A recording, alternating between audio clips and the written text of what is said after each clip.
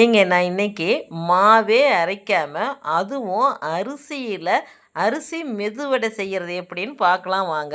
அதுக்கு நான் 3 டம்ளர், இந்த டம்ளரில் 3 டம்ளர் ரேஷன் அரிசி எடுத்துக்கிறேன். இந்த ரேஷன் அரிசி எடுத்து நம்ம இதை 1 மணி நேரம் ஊற வைக்கணும்.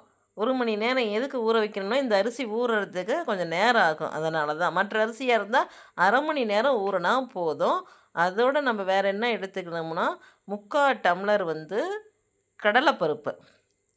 நம்ம எந்த டம்ளர் எடுத்தோமோ அதே டம்ளரில் கடலைப்பருப்பு எடுத்துக்கலாம். மீதி 1/4 டம்ளருக்கு உளுந்து. இதெல்லாம் கெட்டி உளுந்து, அதனால் 1/4 டம்ளர் தான் எடுத்துருக்கிறேன்.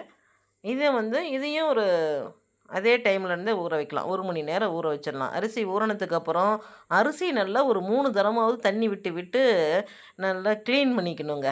க்ளீன் பண்ணிவிட்டு அந்த பால் மாதிரி வருதில்ல, அந்த தண்ணி இல்லாத அளவுக்கு வெள்ளையாக வர வரைக்கும் எடுத்துக்கணும். பருப்பையும் கலசி எடுத்துக்கலாம். இதில் இப்போ நான் கெட்டி பால் 1 டம்ளர் எடுத்துருக்கிறேன். இப்போ நம்ம மொத்தமாக எடுத்தது 4 டம்ளர் இல்லைங்களா, அரிசி பருப்பு எல்லாம். அதனால் 8 டம்ளர் தண்ணி எடுக்கணும். அதுக்கு 1 டம்ளர் பால் போனதுனால 7 டம்ளர் தண்ணி வச்சு குக்கரில் 2 விசில் வச்சு வேக வச்சு எடுத்துட்டேன். அப்போவே நம்ம கொஞ்சம் கல் உப்பு போட்டுக்கலாம். தேவையான அளவுக்கு உப்பு போட்டுக்கலாம். வெந்ததுக்கப்புறம் 1/2 ஸ்பூன் நான் மிளகாத்தூள் போட்டுக்கிறேன். இந்த இடத்துல உங்கள் ஆப்ஷன் பச்சை மிளகாய், வெங்காயம், கருவேப்பிலை, கொத்தமல்லி போட்டுக்கலாம். கொஞ்சம் ஜீரகம் எடுத்துக்கலாம். இப்போ நம்ம என்ன தெரியுமா எடுக்கணும், இந்த பருப்புலாம் வேகாமல் ஏது இருந்துச்சுன்னா, வெந்துருச்சு கொஞ்சம் கெட்டியாக இருக்குது இல்லையா, அதெல்லாம் நல்லா போட்டு பிசைஞ்சிக்கணும். இதில் ஏதாவது 2 விசில் விட்டதுனால எல்லாமே மாவு மாதிரி நல்லா கொலன்னு வந்திருக்கும். அப்படியே ஏது வரல அப்படின்னு சொன்னிங்கன்னா, நல்லா கையை வச்சு பிசைஞ்சு சின்ன சின்ன உருண்டையாக எடுத்து ஒரு இலையில் வச்சுக்கோங்க. கையில் கொஞ்சம் எண்ணெய் தடவிக்கிட்டோம்னா அப்படி கையில் ஒட்டாது. நல்லா எண்ணெய் காய வச்சுட்டு அந்த எண்ணெயில் இதை ஒன்றா எடுத்து வச்சு போட்டு பொரிக்கிறது தாங்க வேலை. இங்கே பாருங்கள், எண்ணெய் காஞ்சிருக்கும். இப்போ ஏற்கனவே நான் ஒரு அடசல் எடுத்துட்டேன்.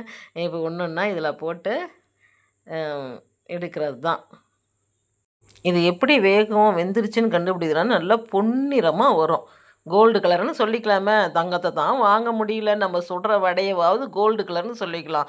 இப்போ நம்ம பெரிய கடைகளில் போய் வாங்குகிறோம், கடையை பார்க்குறோம். கடையில் க்ளவுஸ் போட்டிருக்கிறாங்க. விற்கிறவங்க என்ன பண்ணிருக்கிறாங்க, க்ளவுஸ் போட்டிருக்கிறாங்க, தலையில் குல்லா போடுறாங்க, கடைலாம் டெக்கரேஷன் கண்ணாடியில் இருக்குது, எல்லாம் இருக்குது. யாராவது செய்கிற இடத்த பார்த்தோமா? ஓகே, நல்லா ஆரோக்கியமாகவே இருக்கட்டுமே. நாம் நம்ம வீட்லேயே செய்யலாமே நமக்கு தெரிஞ்சதெல்லாம். இப்போ இதுக்கு நான் எவ்வளோ செலவு செஞ்சுருப்பேன்னு நினைக்கிறீங்க? மொத்தமாக அந்த ஒரு 1/4 கிலோ அரிசியும் 100 கிராம் பருப்பும் தான். எவ்வளோ வடை வருதுன்னு பாருங்கள். இது ரொம்ப சாஃப்டாக இருக்குது, நல்ல டேஸ்ட்டாகவும் இருக்குது. இதில் நம்ம முறுக்காவும் செய்யலாம். அதை முறுக்கா செய்யணும்னா அந்த முறுக்கில் போட்டு பிழியணும். அது எனக்கு பிடிக்கல. அதனால் இதுக்கு எதுக்கு நான் வெங்காயம் மிளகாய் சேர்த்தலைன்னா, இதை நான் ஒரு 2 நாள் 3 நாள் கூட வச்சுருக்கலாங்கிறதுக்காக வெங்காயம் மிளகாய் சேர்த்தலை. நம்ம அப்போவே யூஸ் பண்ணோம்னா நம்ம என்ன செஞ்சுக்கலாம், வெங்காயம் மிளகாய் சேர்த்திக்கலாம். நீங்கள் கட்லெட் மாதிரி வேணும்னு சொன்னாக்க வெஜிடபிள்ஸோ இல்லை உருளைக்கிழங்கோ இதை உள்ளே வச்சு கூட போட்டு பொரித்து எடுத்துக்கலாம். நாமளே செய்கிறோம், ஆரோக்கியமாக இருக்கோம், ரொம்ப கம்மி செலவு தான். இங்கே பாருங்களேன் எவ்வளோ வடை எனக்கு வந்திருக்குன்னு. இதில் நான் டேஸ்ட்டு பார்த்தே கொஞ்சம் காலி ஆகிடுச்சு. ரொம்ப சாஃப்டாக இருக்குது. அப்படியே கையை வச்சு அமுக்கக்குள்ளேயே பாருங்கள், அரிசி ஹார்ட்னஸ்ஸே இல்லை. ஏன்னா நம்ம அரிசியை அரைச்சி போட்டோம்னா தான் அது அப்படியே கெட்டியாட்ட கல் மாதிரி வரும். இது நம்ம சாதம் மாதிரி வேக வச்சிட்டோம்ல, அதுவும் பாலில் வேக வச்சதுனால இது எப்படி தெரியுமா இருக்குது, நெய்யில் வச்சு வேக வச்ச பலகாரம் போல் இருக்குது. இப்போ உங்களுக்கு இன்னும் நெய் டேஸ்ட் அதிகமாக வேணும் அப்படின்னா 1 டம்ளர் பாலுக்கு 2 டம்ளரோ 3 டம்ளரோ அதிகமாக பால் ஊற்றிக்கோங்க. இது ரொம்ப நல்லா இருக்குது, ஆரோக்கியமானதும் கூட. பாருங்க, இது எவ்வளோ சாஃப்டாக இருக்குதுங்கிறத அப்படியே கையிலேயே பறித்து காட்டுறேன். இன்னும் ஹார்டே இல்லை, புரியுதுங்களா? நம்ம ஒரு முறுக்கோ ஒரு வடையோ செஞ்சால் இது மெல்லணுங்கிற அவசியமே இல்லை, அப்படியே கையிலேயே போடுது. இது மட்டும் இல்லை, எதுவும் இன்னொன்று கூட போட்டு காட்டுறேன். ஏதோ அப்படியே லைட்டாக டச் பண்ணாவே வருது.